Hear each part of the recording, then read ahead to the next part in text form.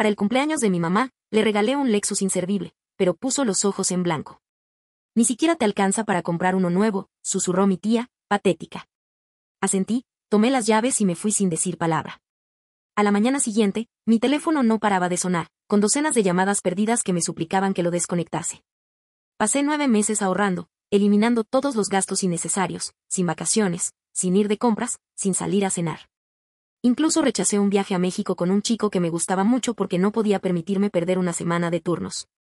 Trabajaba como auxiliar de enfermería y hacía turnos en el bar los fines de semana solo para que esto sucediera. El plan era simple, regalarle a mi mamá una camioneta Lexus usada para su cumpleaños. La mujer conducía el mismo Honda destartalado desde que yo estaba en la preparatoria, y pensé que esto sería algo bueno, algo por lo que finalmente podría estar orgullosa de mí. Mi madre siempre tenía una forma de recordarme lo que no era. No tuve tanto éxito como mi prima Becho, quien se casó con un cirujano plástico. No era tan organizada como mi hermana Daniele, quien tenía 3 hijos y una cocina perfecta para Pinterest. Yo era solo Emily, todavía de alquiler, todavía soltera, todavía llevando ensalada de papas comprada para Acción de Gracias. Pero este año iba a ser diferente. Iba a entrar en su entrada, darle las llaves y ver cómo se le iluminaba la cara. Me imagino que lloraría, quizá me abrazaría, no mucho tiempo porque odia las emociones pegajosas, pero lo suficiente para darme las gracias. Eso habría bastado. Llevé el coche a detallar. Asientos de cuero. Conducción suave. El concesionario incluso incluyó un nuevo sistema de sonido. No era nuevo, pero lo parecía. Lo sentía. Y para alguien como yo, que llevaba años recortando cupones y fingiendo que me gustaban los fideos ramen, era lo más caro que había comprado, aparte de mis préstamos estudiantiles. La fiesta de cumpleaños estaba en pleno apogeo cuando llegué. Había globos atados al buzón. Mesas plegables con bandejas de Costco. Mi mamá estaba en la parte de atrás con el resto de la familia. La llamé y le dije que tenía algo que mostrarle. Se acercó lentamente, con una copa de vino en la mano, masticando un palillo de aperitivo. Miró el Lexus como si esperara que alguien más saliera de detrás. Luego me miró.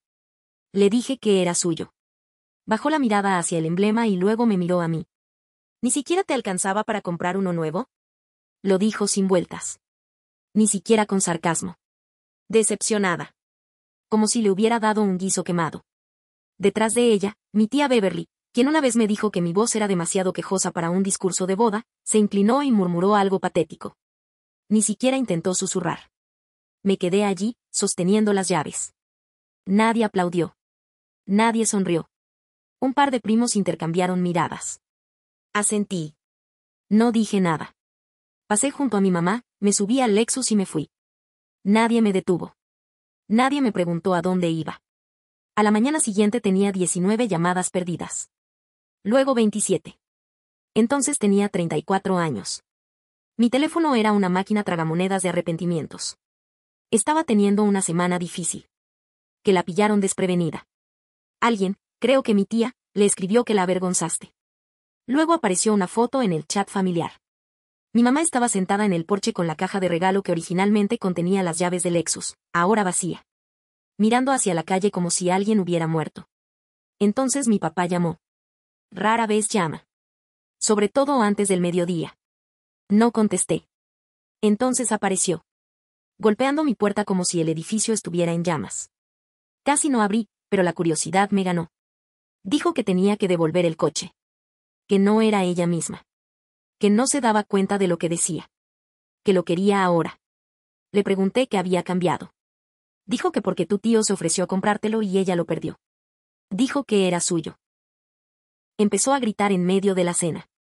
Fue entonces cuando me di cuenta de que ella tampoco quería que yo tuviera el coche. Ella no podía tenerlo, nadie podía. No dije nada. Solo cierra la puerta.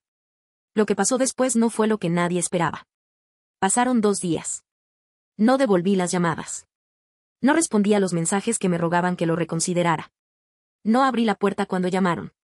Incluso cuando vi el coche de mi madre aparcado fuera del edificio durante 1 hora entera. En mi apartamento reinaba el silencio, salvo por el zumbido del refrigerador y el constante zumbido de mi teléfono vibrando sobre la encimera. Dejé que todo sonara. Entonces apareció una carta. Ni un correo electrónico. Ni un mensaje. Un sobre de verdad metido bajo la puerta con mi nombre escrito en cursiva temblorosa. No tenía remitente, pero sabía que era de ella. Dentro había una disculpa poco entusiasta de 2 párrafos cortos. Dijo que no quería decir lo que dijo, que simplemente estaba abrumada. Que Beverly había estado sembrando negatividad. Lo que sea que eso significara. Lo terminó con: el Lexus me ayudaba mucho con los recados, ¿sabes? Todavía tienes la llave de repuesto, ¿verdad? Eso era todo. Sin reconocer lo mucho que me había esforzado para pagarlo. No, gracias. No, perdón por humillarte delante de toda la familia. Solo eran recados. Guardé la carta en un cajón lleno de trastos que no había revisado en más de un año. Una semana después, mi prima Abby me envió un mensaje sobre la cena de cumpleaños de la abuela. Dijo que sería el sábado por la noche y que se esperaba que yo estuviera allí. Añadió: no vuelvas a hacer el ridículo como en la fiesta de mamá. Me quedé mirando el mensaje hasta que se me nubló la vista. Esa noche pedí cita para terapia. El primero en años. No le dije nada a nadie. Solo necesitaba escuchar una voz que no intentara hacerme sentir culpable para que revelara algo. Llegó el sábado. No conduje el Lexus.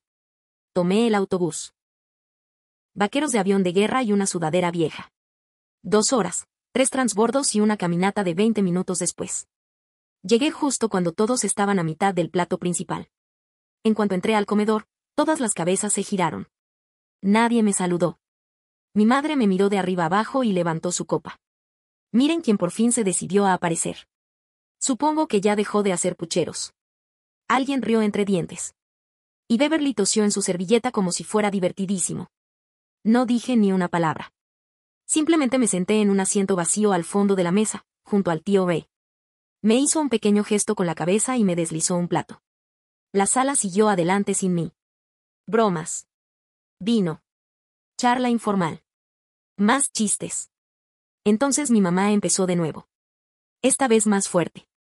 Contó una historia sobre cómo lloré una vez en la secundaria cuando no quedé en el cuadro de honor. Dijo que siempre había sido demasiado sensible. Dijo que le preocupaba que nunca hubiera sobrevivido al mundo real. Luego me miró fijamente y dijo: y ahora cree que un coche usado lo compensa todo. Siguió el silencio. Se alargó demasiado. Entonces el tío me dejó el tenedor. Dijo en voz baja: ya basta, Floretta. Ella se rió. Intentó restarle importancia con un gesto. Dijo que solo bromeaba. La miró de nuevo y dijo: le has hecho la vida imposible a esta chica durante años. Y todos lo vimos. Ya no fingiremos que es una broma. La humillas. Te burlas de ella. Y cuando te da algo que no mereces, lo tratas como basura. Ya no. La habitación se congeló. No levanté la vista. El corazón me latía tan fuerte que pensé que la mesa se iba a tambalear. Él continuó: estás fuera del negocio, Loretta. Se acabaron los cheques. Se acabó el acceso. No puedes actuar como un rey y luego lamentarte. Ya has hecho suficiente. Dijo algo que no pude oír, pero no importó. Ya nadie estaba de su lado. Por primera vez vi su rostro sin esa agudeza. Sin armadura. Solo silencio. El tío B se volvió hacia mí y me dijo: quédate con ese coche. No lo devuelvas. Siempre. Entonces se levantó y salió. Algunos otros lo siguieron. La sala se vació rápidamente. Mi madre se quedó paralizada en la mesa. Pasé junto a ella al salir. Ni siquiera levantó la vista. Era la primera vez que la veía completamente sola. No físicamente, sino de una forma que realmente importaba. Y no me sentí mal. Después de esa cena, todo se volvió extrañamente silencioso. Sin mensajes. Sin remordimientos disfrazados de versículos bíblicos. Sin visita sorpresa. Solo un silencio extraño y sereno. El tipo que se siente menos como paz y más como la calma antes de algo oscuro. Al principio pensé que tal vez ya habían terminado conmigo.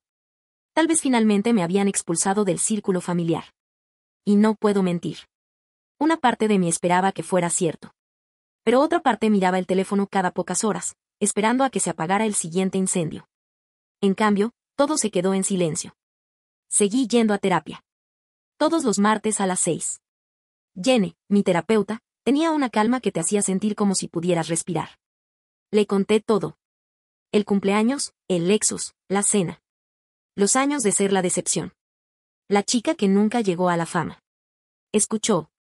No interrumpió. Entonces, una noche, dijo algo extraño. ¿Alguna vez le has gritado? Parpadeé. O sea, grité de verdad. Permítete estar tan enojado como estés. Dije que no otra vez.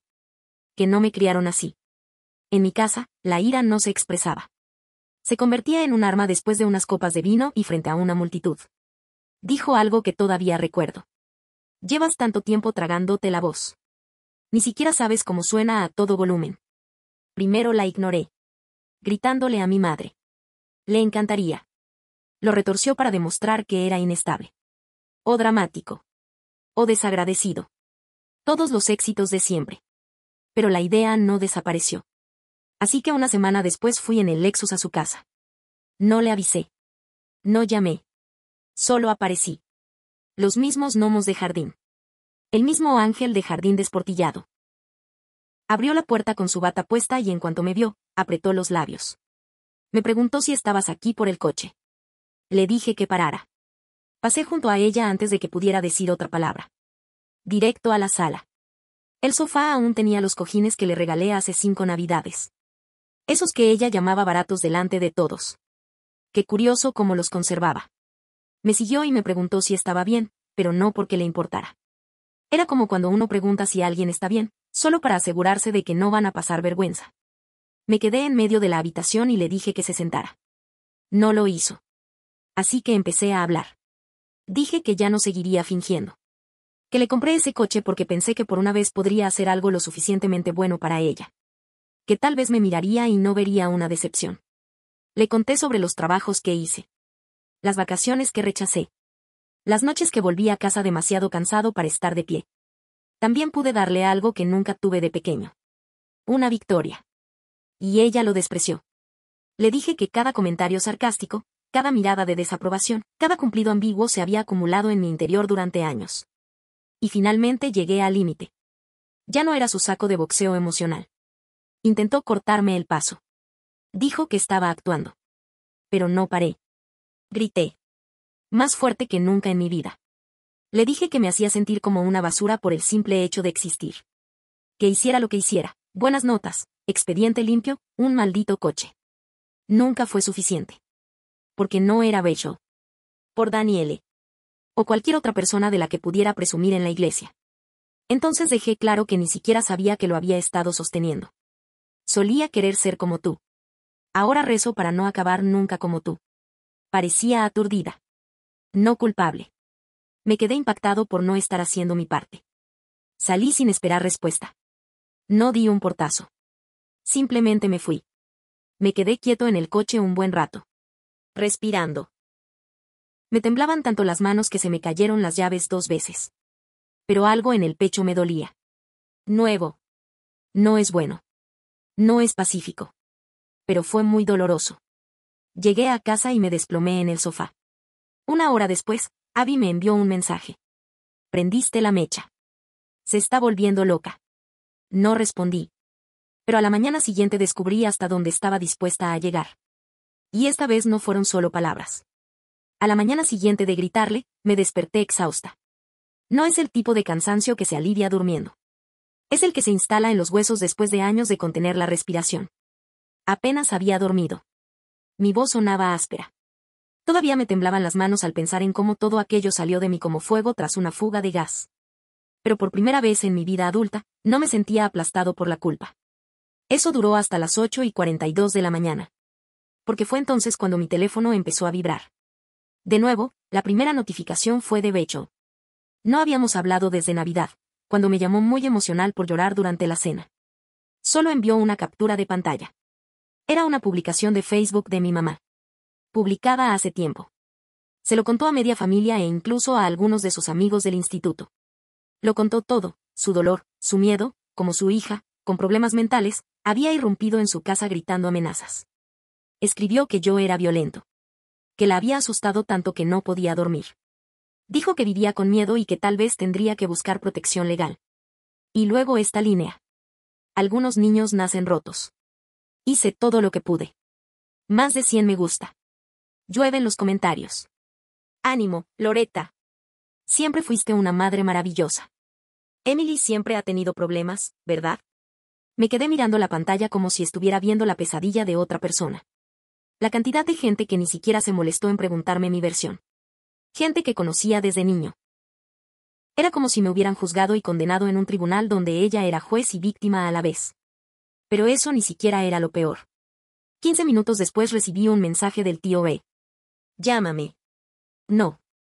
Cuando lo hice, su voz salió rápida, entrecortada, como si estuviera caminando de un lado a otro. Dijo que ella había aparecido en su oficina esa mañana.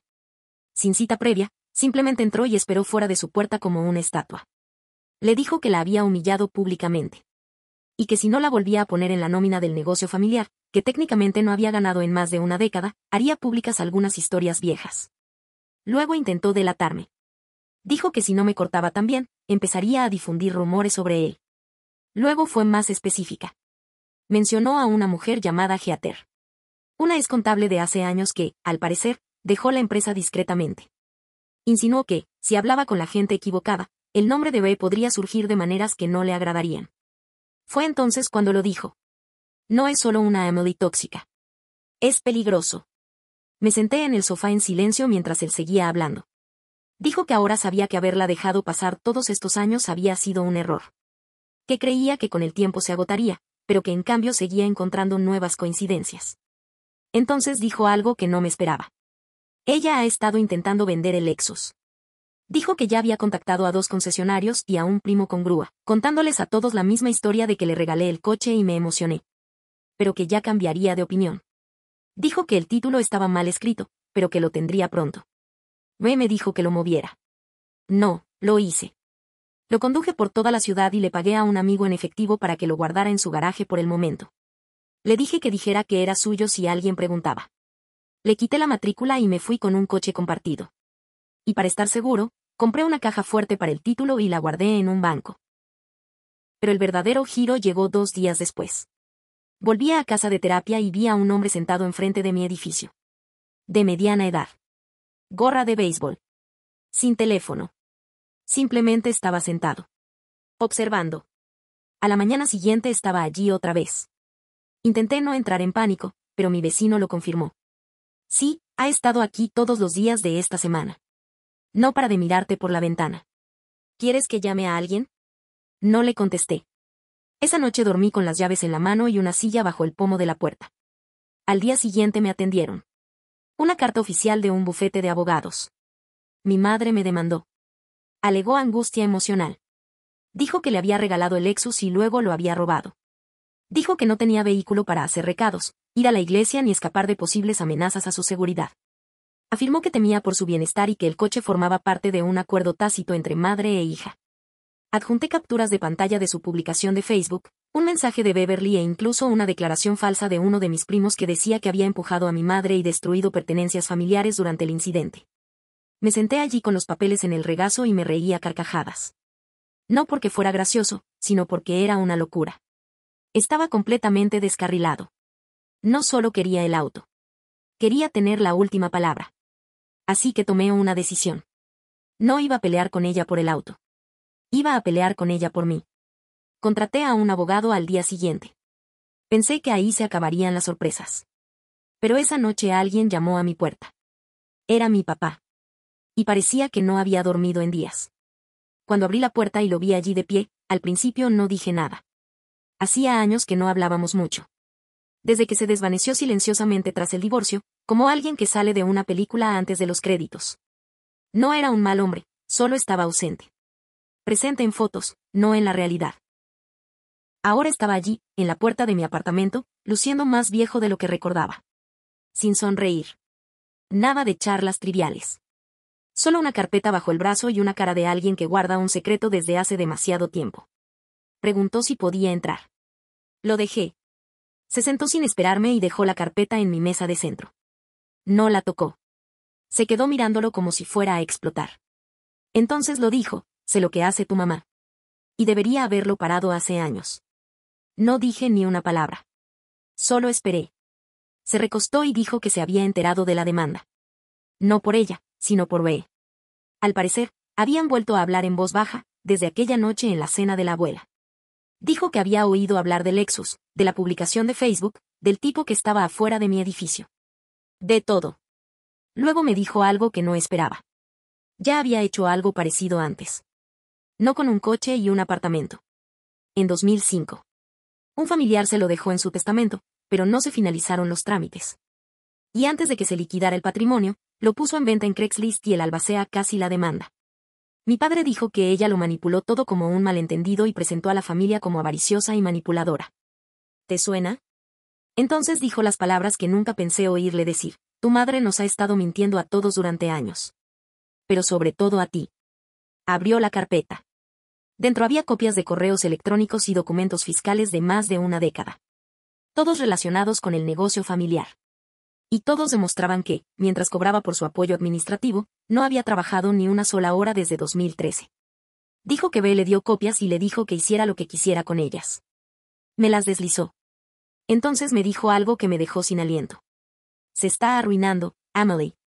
Al parecer, después de que B la despidiera, empezó a pedir adelantos de efectivo con varias tarjetas. Su casa tenía una segunda hipoteca. La refinanciaría 2 veces. El Lexus no era solo un motivo de orgullo. Era una necesidad económica. Necesitaba venderlo. Por eso lo perdió cuando le devolví las llaves. No porque la escuchara, porque perdió un bien. Nunca fue por amor. Dijo que vino a contarme todo esto ahora porque ya había tenido suficiente.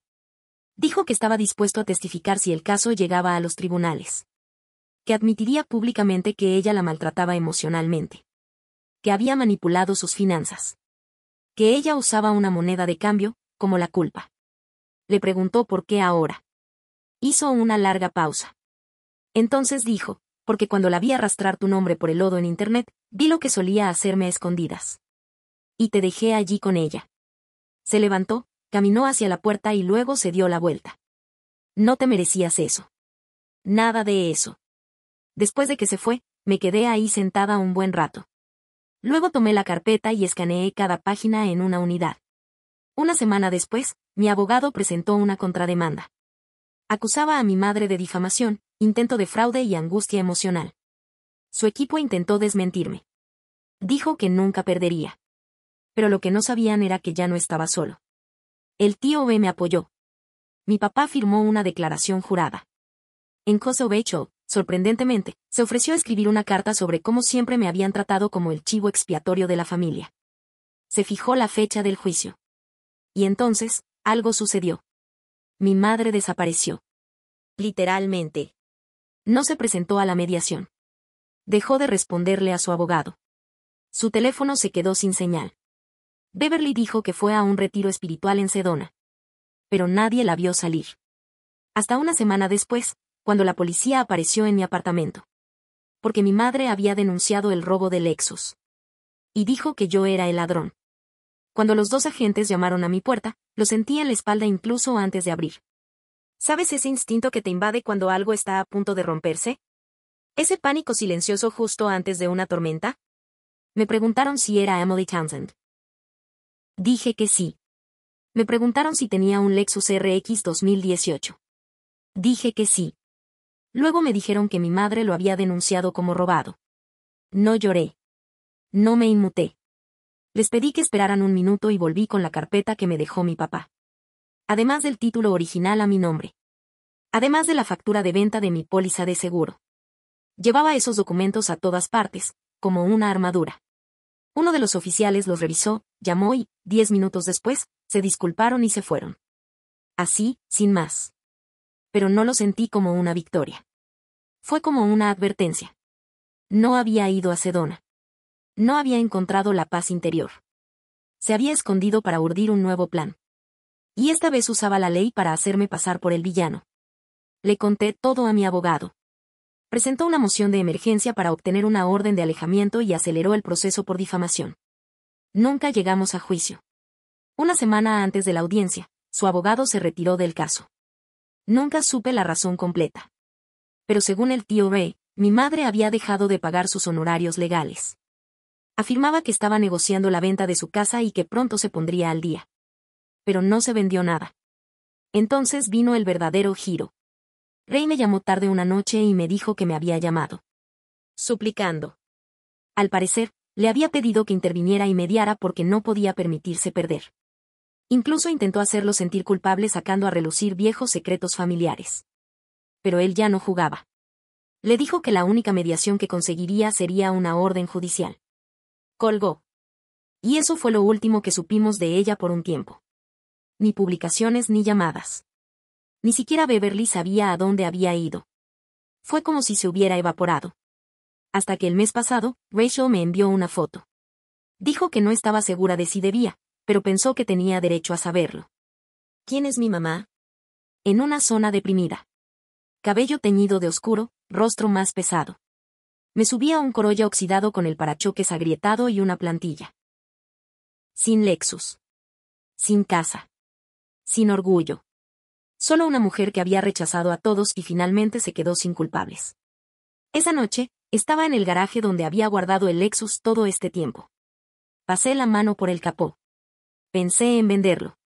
Pensé en donarlo. Pero algo me detuvo. Porque aunque ese coche lo había arrancado todo, el problema no era él. Era ella. Así que lo conservé. Y ahora, cada mañana, al subirme y arrancar el motor, ya no se trata de ella. Se trata de mí. Sobre todas las horas que trabajé. Las comidas que me salté. Las relaciones que pospuse. La terapia. Los gritos. El silencio después. Se trata de que finalmente dejé de comprar mi camino hacia un amor que nunca fue real. Ahora trabajo menos. Como bien. Salgo con gente que no me hace sentir inferior. Conduzco ese coche sin pensar en quien se supone que es el dueño. Y la semana pasada fui a terapia y le dije a Jenny algo que nunca pensé que diría. Ya no necesito que me quiera. Solo necesito no ser nunca ella.